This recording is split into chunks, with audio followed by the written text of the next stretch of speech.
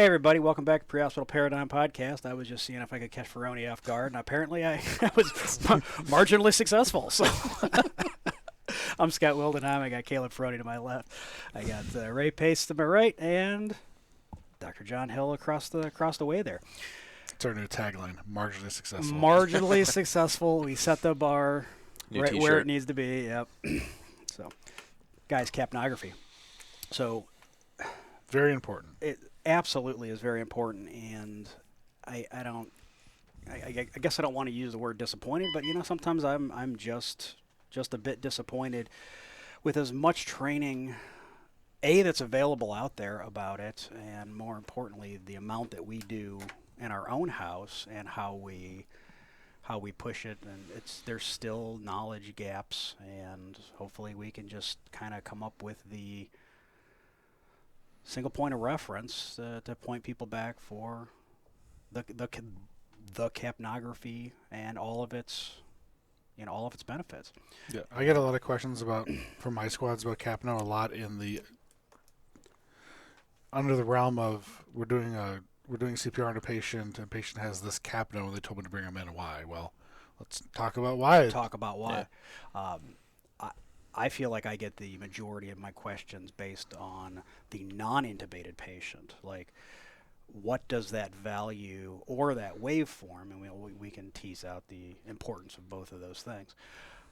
What do those mean in the non-intubated? I think there's been such an uptake of the gold standard for advanced airways. I mean, in our state, it's now been law for a period of time, right? It's it's a hard-coded rule. Like you have to do this at all levels of care for an advanced airway. Now in the state of Ohio, for any type of advanced airway, any type of plastic in the mouth, right? And you have to have waveform. You have to waveform capnography, right? I was going to say plastic through the neck too, if you're failed to a crike. Yeah. Absolutely. Again, the broad brushstroke is an advanced airway from a state perspective, but. How about you guys? Where do you?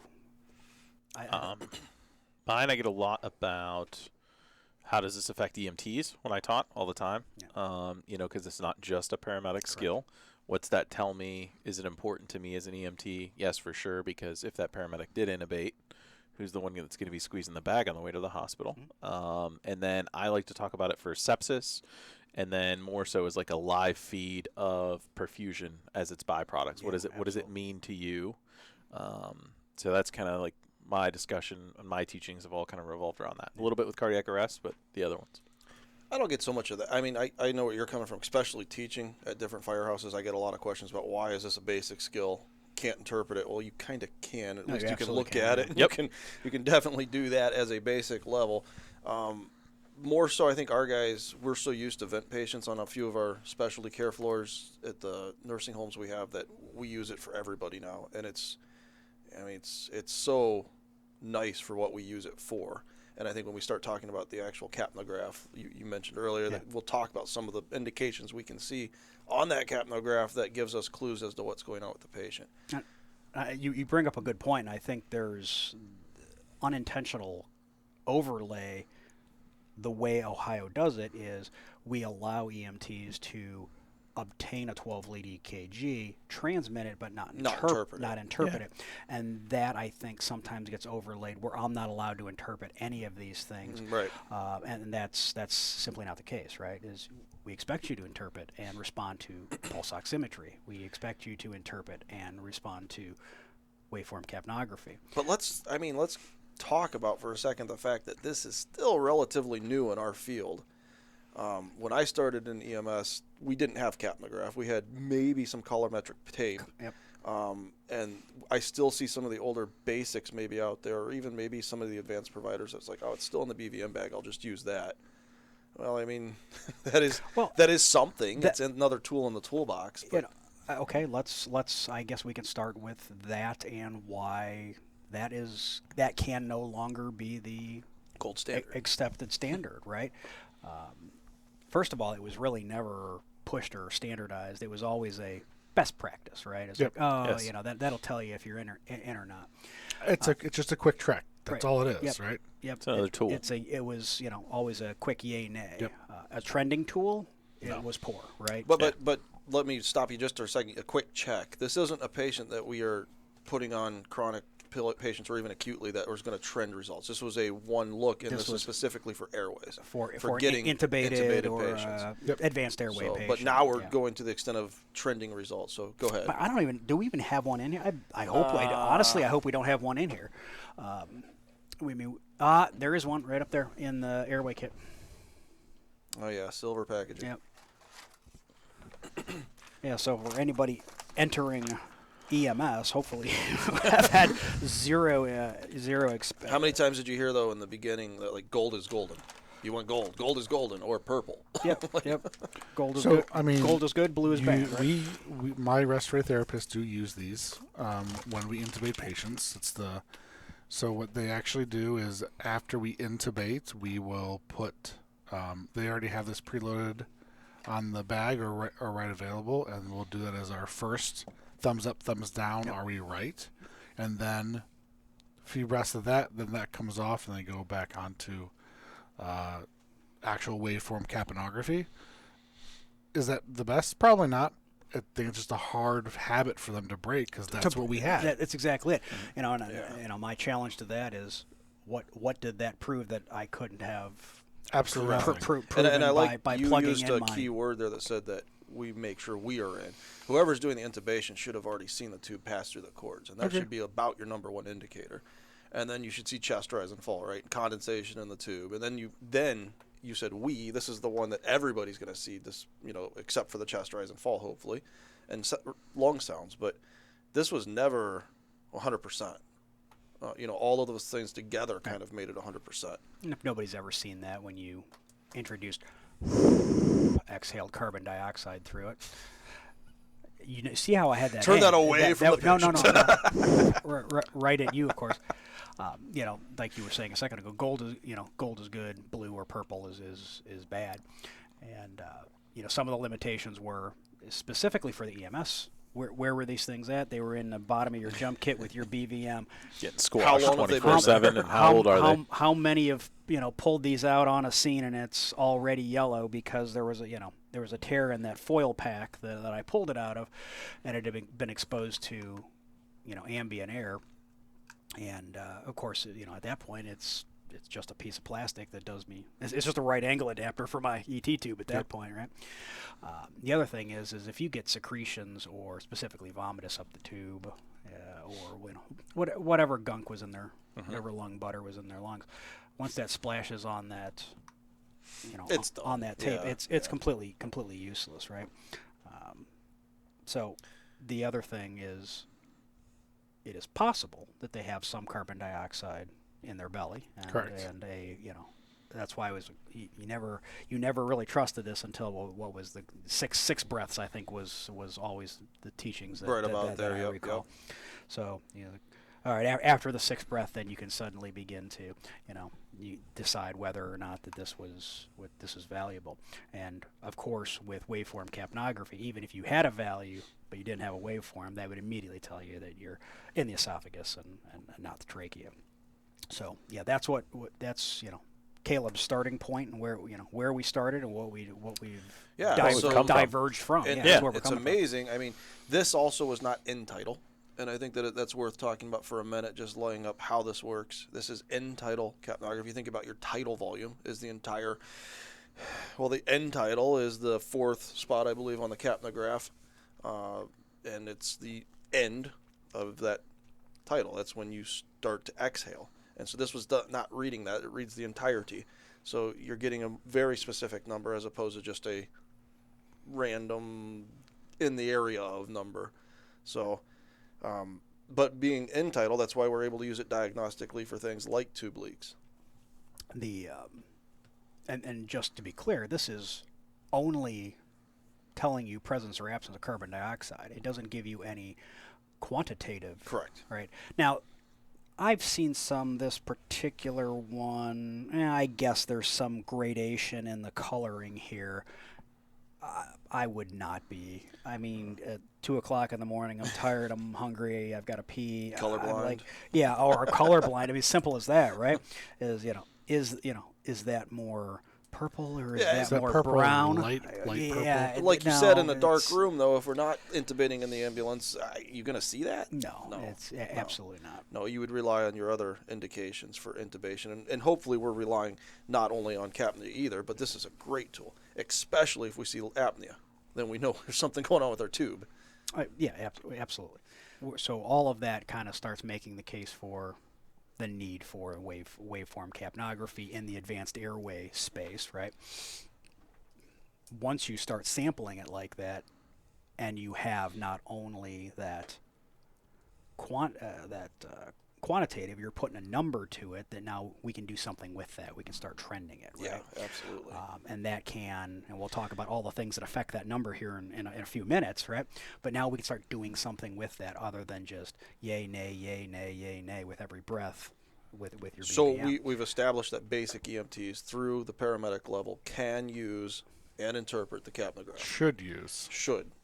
Yeah, we I think strongly. it's in protocol as a mandatory type deal for So- intubation. So So yeah, let me strengthen that one more. Must use. must use is better word. Shall use in state of Ohio if you're putting an advanced airway in, right? Our local rule, and then obviously everybody has, every state I'm sure has got some different variations on those rules and requirements. I'm but- sure they're pretty close though. Yeah. Now that's for advanced airways. For everybody else, right? It is I think that's part of what we're doing here today is the should use part, right?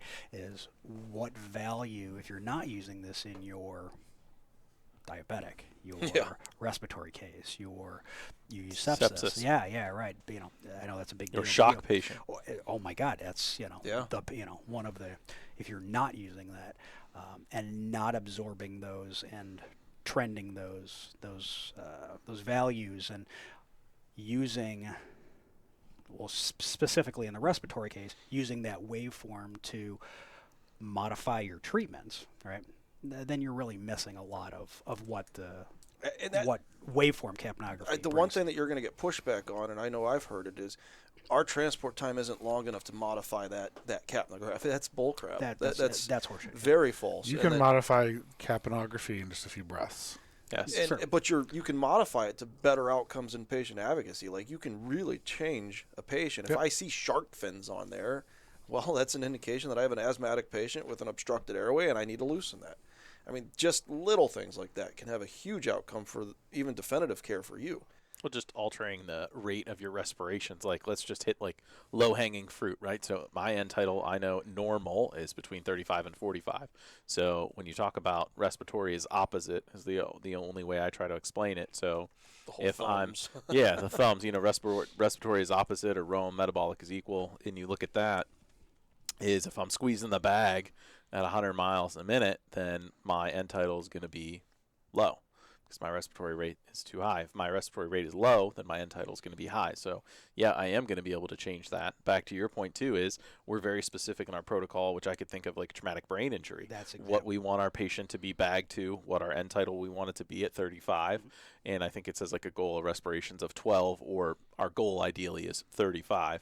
And that's what we need to do. So, And that's to help and not harm our patients. Correct. So like you can do damage is the other rebuttal to that. It doesn't matter if you're an EMT, if you're an advanced, if you're a paramedic, you could still damage that traumatic brain injury patient because you're not bagging that patient appropriately or adjusting your treatment. It doesn't matter if your transport time's 5 minutes or 10 minutes. That's a lot of neurons in 5 minutes that we could potentially save. So, Well, I think this is a good point to stop and let's talk about what capnography is measuring, what the capnograph is looking at, and in the easiest forms, if we think about it as fuel in a vehicle, if I put gas in my truck and I'm turning the ignition on out, the tailpipe is going to carbon monoxide.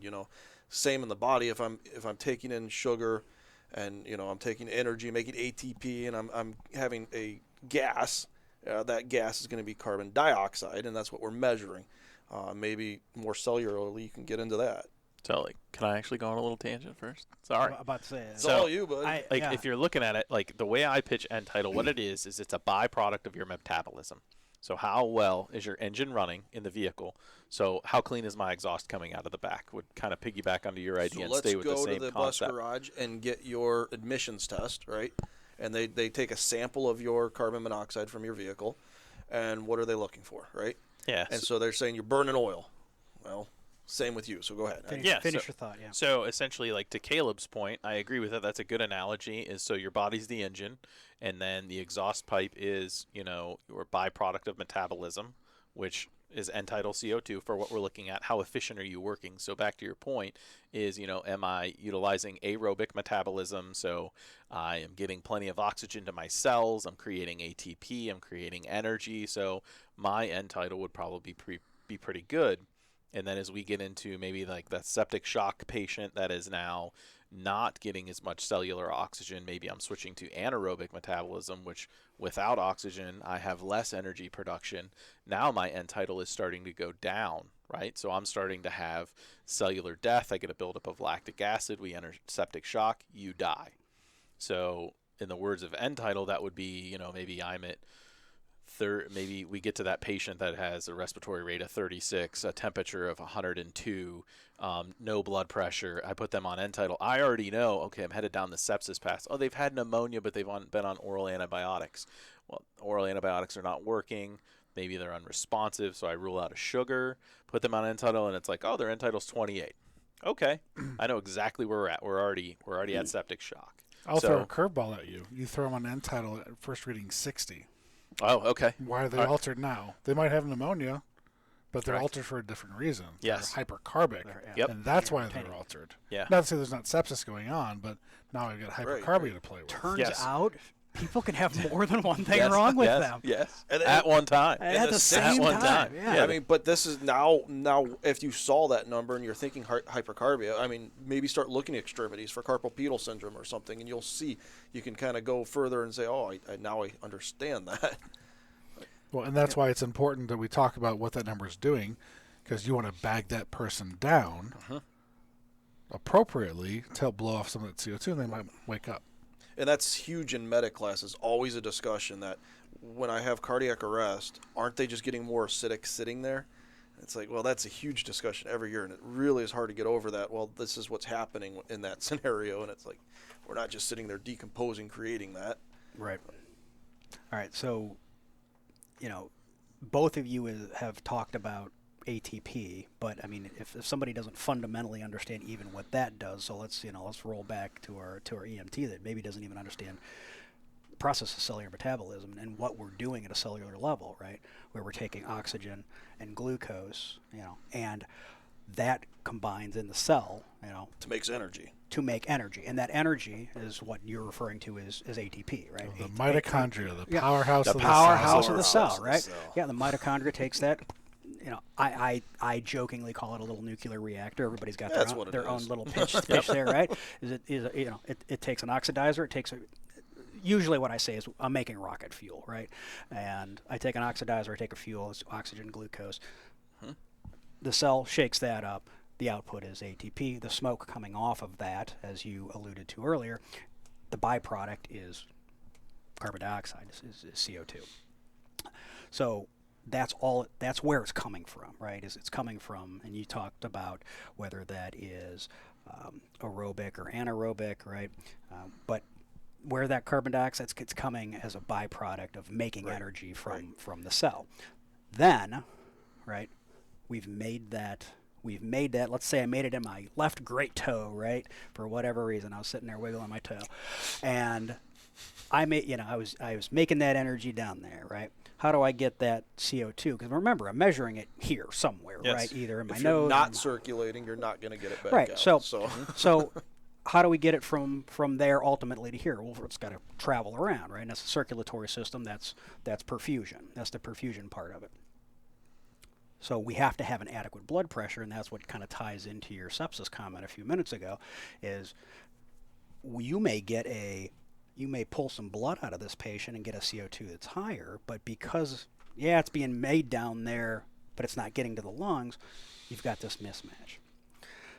So once it travels, right, then at the lungs is where it gets exchanged, and then that becomes the third part of it, which is your ventilation is, how well you're exchanging that gas and getting rid of it, and that really ties in with what you were thinking about somebody that's retaining, point. right? Correct. Yep. So it's all three of those things, and going back to how each of us individually teach capnography is, my kind of take home is that number, right, is the sum of metabolism plus perfusion plus ventilation. Now, of course, it's not quite that simple, but from a mental model standpoint, I have to have this, and I have to have this, and I have to have this.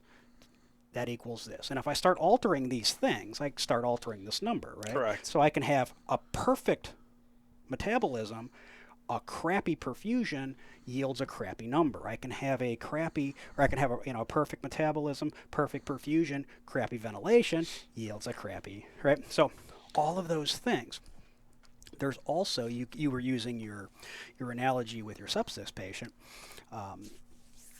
I don't know if this is the time, but there is a very simple way, at least that in my mind, to take that number with things you already do on a physical assessment and tie them together. I think we'll talk a little bit more about ventilation or metabolism, perfusion, ventilation, and then I'd like to talk about how you can bake that into your basic assessment of human beings. Well, yeah, I mean that you have the benefit of having blood gases, and you can do that tic-tac-toe of blood gases to get your result as what is I can, but still, I don't have those instantaneously. The first thing Correct. I do is when Look you at bring, this. they go on my capnography, and then I interpret what that means to me in the clinical picture. That could then be backed up by my chemical test that I do, but that's still not instantaneous. Yeah. Some shops do have point-of-care testing in the emergency department. I don't. I can still get a blood gas pretty quickly, but it's not necessarily right at bedside. Right. And so that's or the point I this was is trying still to make, was easier that and you're quicker. still relying a lot on what we bring you and what capnograph is showing to then go back and further prove your theory through a blood gas. Yep. And how it's trending. how it's trending. Yep. And especially, take a minute and talk about this LifePak 35. You can really well see a trending result on that to show you the big picture. Is your capnograph millimeters of mercury, I believe, getting smaller as it goes, or are they getting taller as it goes? And that's really going to tell you a lot if you're paying attention to it. And if you're not, and that's useless to you, and hopefully the physician then would pick up on it later in the ED and say, well, what's this? But I would argue the tide is kind of starting to swing back. So the history of capnography in the field kind of skipped the emergency department. It did. It went from the OR to the field because we didn't have the tools. We were missing endotracheal intubations, unrecognized esophageals, et cetera, and very appropriately somebody applied that. I don't know specifically who did, but somebody applied that and said, hey, this, applied that to the field. Now, they started with monster pieces of equipment in the OR, and then once technology improved and they were able to miniaturize it, that's where the coup that of capnography in the field really kind of morphed out of. The funny part is we pushed it back. You did. We pushed it back in the emergency room. I think we briefly have touched on this at some point in a discussion, but I absolutely remember times like I'd tell somebody a capnography and the doc's like, I don't even know what that means. Correct. There was a period of time where we as the paramedics, at least in our hospital system, we were going and training the docs and the nurses and stuff like that in the hospitals. Like, here's what to do with this. And that evolved was not too. that long ago, is what I was No, saying at the It's beginning not. of this. No, It that's was- pretty recent. Where it was required on conscious sedation and all these other items, where it starts to become in to the hospital world, where it's like, we use that all the time. And they're like, where are you from? And it's like EMS. And they're like, huh? Right. So it's technology and then pushing it. But you're right. It kind of skipped a big group. It really, and it went out, and then now it came back. Yeah, we kind of push it over the past couple of years. And the funny part is now that is even working backwards. Like, now I like respiratory therapy and stuff. They know about it and they would use it in certain pockets, but it wasn't as ubiquitous. Again, as the technology got miniaturized and became easy and simple and available, now, going back to that conscious sedation, there was even less period of time ago where somebody just got a pulse ox and they were training the pulse ox, and it was like, no, why are you doing that? Now let's talk about I'm that sure for there's a some second. shops in this area that If I was to don't put a do- pulse oximeter on my finger from this machine and get a reading, and then hold my breath, how long is that going to take to change that pulse oximeter to give you a clue that I'm holding my breath, right? Could be minutes. Could be minutes. Could be minutes. Now, if I do the same thing with capnography, what are you going to see? You would see that waveform terminate right. And so, near instantaneously. I mean, we can teach till we're blue in the face, no pun intended, about trending your patient and not the machine. But this is one fact that really helps us guide our success rate and whether the fact the patient is apneic or not. John brought up, you brought up, he responded to your discussion about he's got the luxury of running a gas, venous gas or arterial gas in the hospital. You want to talk a little bit about correlation to that value and this value, and why that stacking of things that we were talking about here a minute ago can affect what we're seeing versus what your value in the hospital is? Sure. Very classically, when we're talking about blood gases in the hospital setting, we're talking about arterial blood gases classically. I'm a big proponent, and because I'm ER, a venous gas is much more valuable to me than the arterial gas, and that's because I care more about the CO2 retention than I do the oxygen. It gives me a pretty good estimate of what oxygen is, but I have pulse-to-pulse oxygenation based upon pulse ox, not counting CO poisoning, but I can still look and verify, I've got high O2 on my venous gas. It's matching with my 100% on pulse ox. I believe that number. It can correlate for me. Right. It's a good estimate, but not 100% accurate, because really you should measure oxygen on the arterial side. The converse is true. CO2 needs to be measured on the venous side, right. not the arterial side. So there's no correlation between end-tidal CO2 and venous gas because of all the things we talked about. Metabolism isn't what it should be. Perfusion's not what it should be. Ventilation isn't what it should be. And we'll throw a fourth one in there of gas exchange. Maybe there's something physically wrong with the lungs. I'm ventilating the lungs. I'm perfusing the lungs. I just can't exchange gases across membranes. Yeah. And that's a whole nother, we can talk about. Atelectasis and all that. Not necessarily that. We're actually talking about like interstitial lung diseases and talking about AA gradients, which if you're a paramedic and love that stuff, go read about it. If you're in med school, you'll bang your head about it a lot. But it's different. But there's no correlation. But I think that there's a lot of value in if you throw someone on capnography and it's initially high and you can bag them down to the 40s, that higher number they're probably going to be hypercarbic. If you first throw on end-tidal CO2, they have low perfusion, and your number is low and they're not in cardiac arrest, their CO2 is probably a little bit higher than that, but it still gives you a good general picture of what's going on. Right. But I think that hypercarbia gets missed a lot because, that 60 doesn't make sense. I can bag, now it's 45. That makes a little more sense to me. That must have been an erroneous number. Probably not erroneous. I'll get a blood gas and their CO2 is going to be somewhere between 60, 70, sometimes 80. So I think it's good to know what that initial number is and trend it, because that's the only time you're going to get that number, unless if you're supporting someone with ventilation. And whether that is you're bagging them or you're just throwing them on CPAP, again, another basic skill, knowing what that first number is and having CPAP increase that pressure to allow ventilation is going to hopefully trend that number down if they're retaining CO2. And that number is important too. Sorry, not to interrupt you, but that initial number is important prior to treatment, right? Correct, no different than like I want to get a 12 lead before I give aspirin and nitro and all those sort of things too. So that's very important for us, but it's very important for the physician when we drop them off. It's like, before you did this, what was your initial reading? What was your initial intent? Yeah. Oh, they were this. Oh, okay. So we're headed in the right direction. What you're doing is working. Well, in cardiac arrest. Or CPR quality. Ventilation quality. Yeah. I threw it on and it was 40s and I bagged them down to 11 is different than I put them on and end-tidal's initially 10 and it hasn't changed since then. Yeah.